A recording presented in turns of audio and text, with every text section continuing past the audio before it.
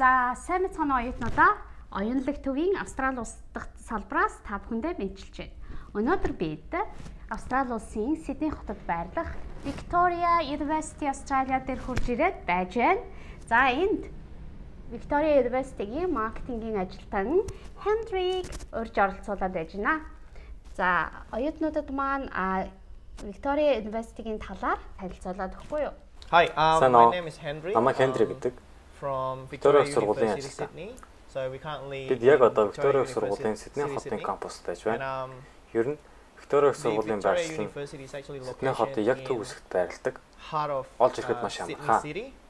Манайд нийтдээ 2500 орчим оюутнууд өнгөрсөн жил сургаж байсан боловч COVID-19 байдал нөлөөлж 1800 орчим оюутнууд болсон.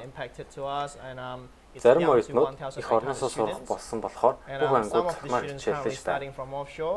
And then all the classes we deliver it online. Одоогоор манай сургуульд эхлээд ранкаараа эхний 2 хувьд багтаж байна. За маш их баярлалаа. За тэгвэл танаас сургууль оюутнуудаа ямар мэрэгжлийг санал болгож байгаа вэ? Бидэд боловсролын дипломын курс, бакалаврын зэрэг олгох сургалтууд мөн магистрийн сургалтууд явуулдаг. Дипломын курс нь 2 төрлийн байдаг.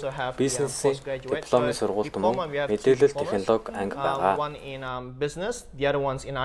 3 төрлийн бакалаврын зэрэг олгох сургалт бий.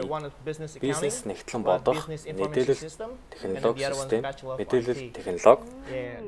Магистрийн зэргийн хувьд бид бизнес аж ахуйн төлөвлөлтийн систем нэгтлэн бодох, хэрэглээний мэдээллийн технологи гэсэн 3 мэргэжлийн сургалтыг санал болгодог. За маш их баярлалаа. За тэгвэл одоо тухайн сургуульд орохын тулд ямар шаардлагыг хангах ёстой вэ? Дипломын зэрэгээр сурах гэж байгаа оюутнуудын хувьд ахлах сургуулиуд төгссөн байх ёстой. Тэгээд төгссөн сертификат авсан байх хэрэгтэй. Бас түнчлэн англи хэлний шаардлага IELTS 5.5 оноог харуулах бөгөөд чадвар тус бүрийн оноо 5-аас доошгүй байна. Бакалаврын оюутнуудын хувьд оюутан 18 наснаас дээш насных байна. Ахлах сургуулиуд төгссөн сертификат авсан байх түнчлэн хэлсэн орохдоо англи хэлний шаардлага IELTS-ийн оноо 6 оноог харуулах бөгөөд чадвар тус бүрийн оноо 6-аас доошгүй байна. Энэ жоохон шаардлага өндрөө. Магистрийн оюутнуудын хувьд илүү их өндөр шаардлага тавьдаг. Бакалаврын зэрэгээ авсан байх хэрэгтэй. Тэгвэл магистрт хэлсэн орох боломжтой болдог. Англи хэлний хувьд шаардлага IELTS-ийн 6.5 оноог харуулах бөгөөд чадвар тус бүрийн оноо 6-аас доошгүй байна. Хэрвээ оюутан маань Монголоос ирэхдээ англи хэлэндээ бол тийм сайн биш байдаг л да. Тэгхийн бол англи хэлний курс англи хэлний курсыг хэрхэн яаж зохицуулах вэ? Англи хэлний шаардлага арай хангахгүй байгаа оюутнуудад англи хэлний сургалт санал болгодог. Жишээ нь IELTS-ийн 5.5, 6, 6.5 арай хүрэхгүй байвал EAP буюу Academic англи хэлний сургалтыг санал болгодог. Бид LSS-тэй хамтран ажилладаг. Энэ манай англи хэлний сургалт явуулдаг Victoria сургуулийн Сидней салбартай хамтран ажилладаг байгууллага юм.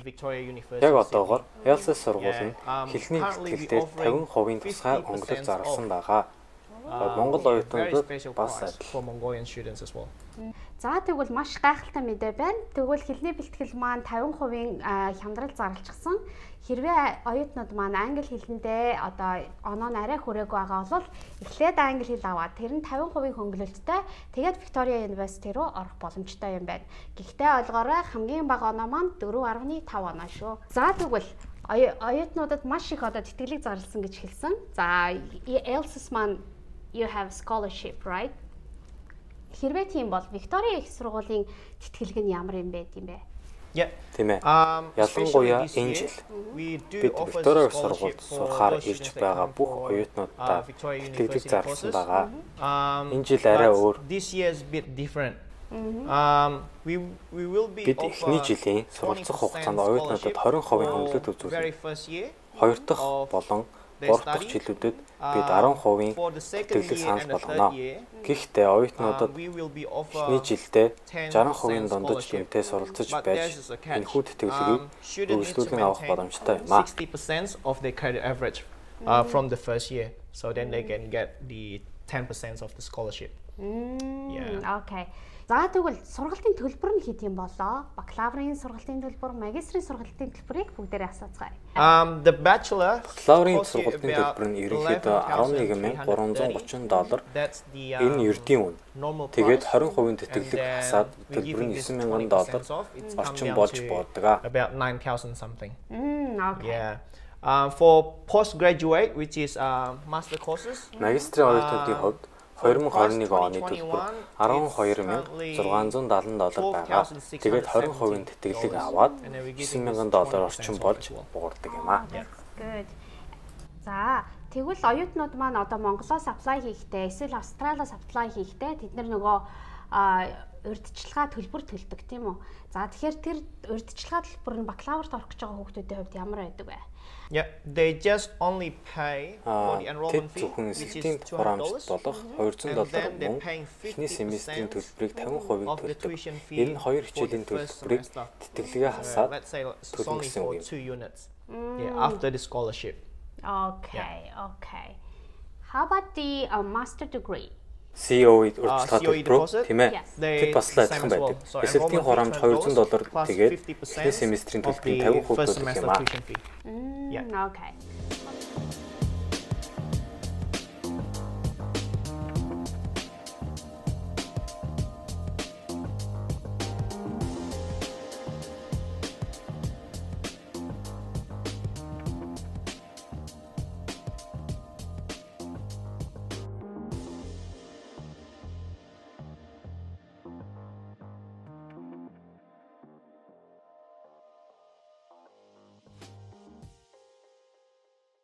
Ирээд байна. Маш гоё кампус байна.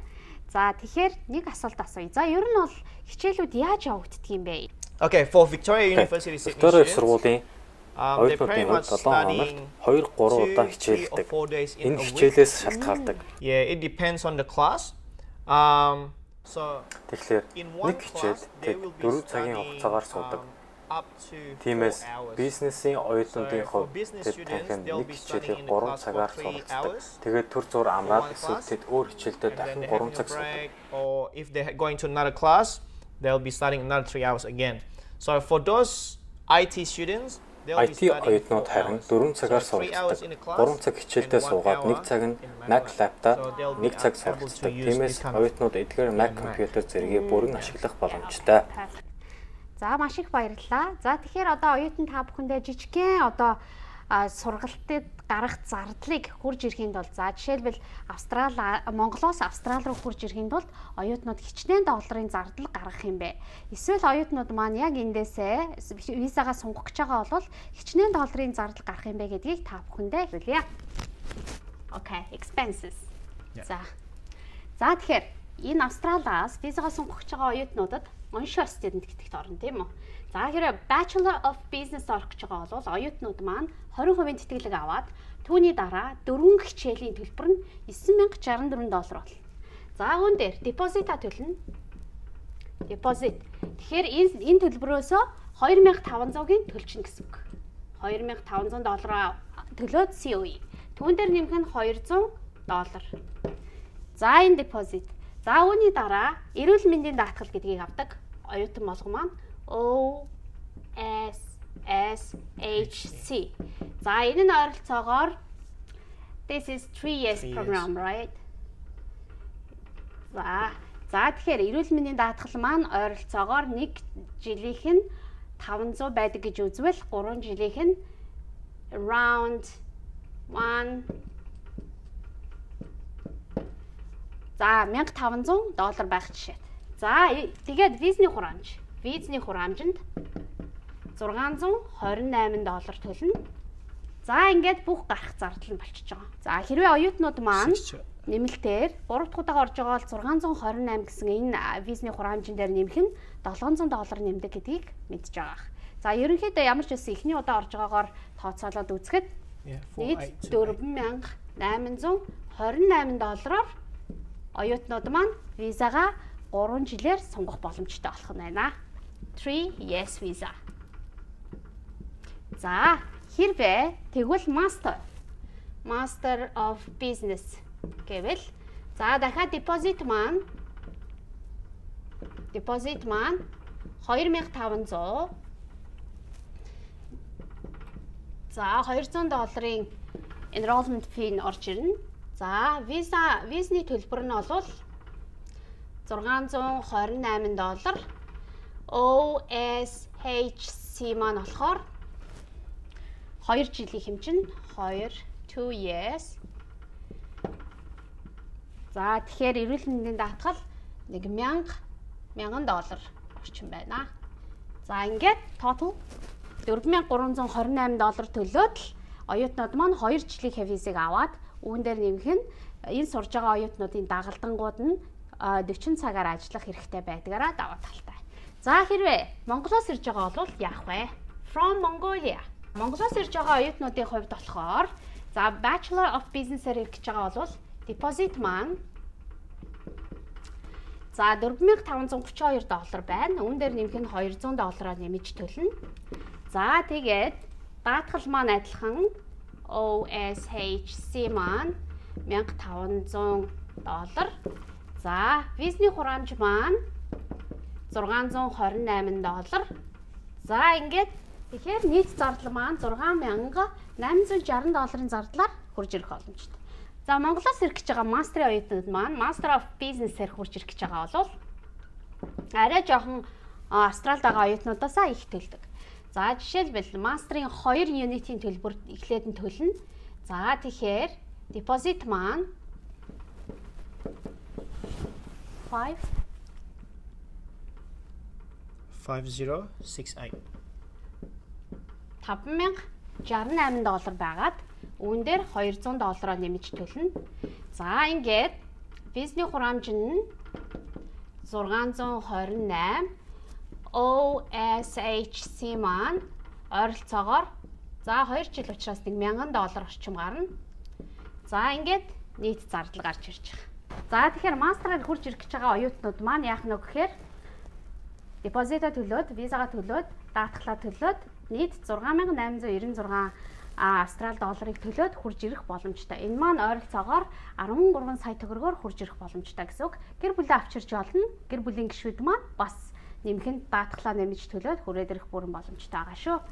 За баярлалаа. Та бүхэн хэрвээ нэмэх нь өөр одоо бизнесний ямар материал бүрдүүлэх хэрэгтэй вэ? Энэ сургуульд орох гэж байгаа. За гэр бүлээрээ гуруулаа ирэх гэж байгаа. Тэгвэл хичнээн доллар орох вэ гэвэл манай оюун лэптөд хандаад асуугаарай.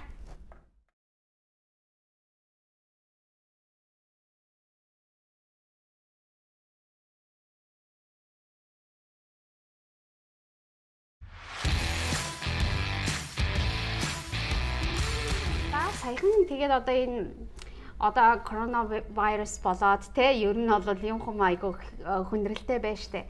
Тэгэхээр та бүхэн энэ үед одоо ямар нэгэн шинжилсэн одоо програм санал болгож байгаа юу? Шинжилсэн сургалтын мод ч юм уу те санал болгож байгаа юу? Alright. So started from last year. Өнгөрсөн жилээс хойш бид оюутнуудад 4 хичээлийг 4 сард сураад тэгээд сүүлээсээ 2 дахь 7 хоногт нь төгсөлтийн шалгалт өгдөг хүндрэлтэй байгааг ойлгосон. Week they need to do this final exam. Тиймээс Виктория их сургууль суралцах өөр арга замыг боловсруулж хэрэгжүүлсэн. Тэд үүнийг блок модуль гэж нэрлэсэн. Тэгэхээр блок модуль нь оюутнуудад нэг хичээл 1 сарын хугацаанд сурах юм. Тиймээс оюутнууд 1 сарын хугацаанд нэг хичээлдээ маш сайн төвлөрч чадах боломжтой юм. Бас шалгалт байхгүй. Тиймээс семестрийн дундуурч файнал шалгалтч байхгүй. Тэгэхээр яаж багш дүн гаргах вэ гэхээр даалгавар болон тэтгэлүүд дээр нь дүн тавина. Мөн түүнчлэн багаараа хийсэн даалгавар дээр нь дүгнэх юм. За тэгэхээр энэ яаж дүгнэх вэ гэдэг ойлголт. The presentation and then group assessment. Тэгэхээр энэ яаж дүгнэх вэ гэдэг ойлголт. Тэгэхээр манай бакалавр оюутнууд диплом тэгээд дараа нь бакалаврт орох оюутнууд бүгд блок модуль хэлбэрээр хичээл. Мөн манай магистрийн оюутнууд энэ жилээс эхлэн блок модуль хэлбэрээр хичээл. Бизнесийн аж ахуйн төлөвлөлтийн систем болох бизнес нэгтэн бодох магистрийн ангийн оюутнууд. IT-ийн магистрийн ангийн оюутнууд хуучин хэлбэрээр хичээллээ. Not changed yet. Okay. So if you та бүхэн гадаадаас сурахаар хүсэж байгаа бол бид та бүхний зорилгоо дараагийн 5 жилд эсвэл 10 жил та өөрийгөө хэн болох вэ гэж бодож төлөвлөсөө гэж хүсэж байна. Чи цагаа өрөөрэй. Зөв мэргэжлээ сонгох. Би Виктория их сургууль таны сонгох тэр их сургууль байна байхаа гэж найдаж байна. Ирээд манаас сураарай. Баярлалаа. Thank you. Хенридэ маш их баярлалаа. За ингээд оюутнуудаа асуух зүйл байвал мөн түнчлэн энэ сургуультай холбоотой мэдээлэл авах хүсэх юм бол манай оюунлаг төв дээр хурж ирж болно. Бид нэр эйженсигийн зүгээс маш их тусалцаа үзүүлэх боломжтой. Монголоос ирж байгаа оюутнуудад бас одоо яг ямар шаардлагыг хангах вэ? Визний ямар шаардлагатай гэдгийг бид нэр бас маш сайн зөвлөж өгнө. Харин бас сургуулийн талаар мэдээлэл авах юм бол Хенри рүү холбогдоод мэдээлэл авах бүрэн боломжтой шүү. За маш их баярлалаа. See you in Australia. See you in Australia soon.